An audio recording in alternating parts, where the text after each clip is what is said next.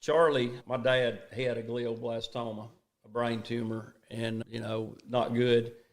And we were at the farm one day, and I looked out, and I saw something white out in the deer pen, and I thought it was like a Walmart sack or something. And I could see, and it was actually Elvis, his dad, and he was striking it with his hoof. And I thought it was a bag. I thought he was playing with it. So I go out there to retrieve it because we'd already had one bad episode with a bag before. I go out there, and as I got closer, I realized that it was a little deer, and it was struggling, and it couldn't walk very well.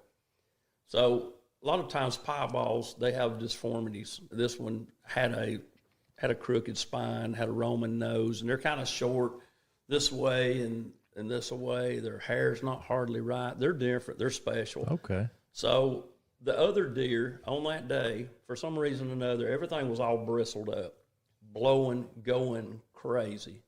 So it's like everything there knew this deer didn't belong in that pen. And it was like his own daddy was trying to kill him. Yeah, you're not supposed to be. So I go out there and I pick him up. I sort of felt like I'd rescued him. I take him over to the fence. Well, we were expecting a phone call from UAB to see whether Dad was going to be a candidate for a surgery for his glioblastoma, which wasn't going to be a cure for him, but was going to buy us a few months, Right. So I walk over there and the phone's ringing, and my brother answered the phone. It was UAB, and they said, we're glad to announce that, Mr. Turkey, you're going to be a candidate for surgery. We're going to be able to do this.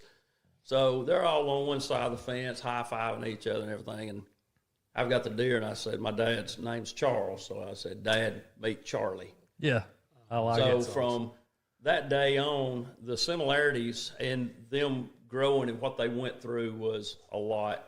But when Dad was having a bad day, it seemed like that deer was having a bad day. If he was having a good day, he was having a good day.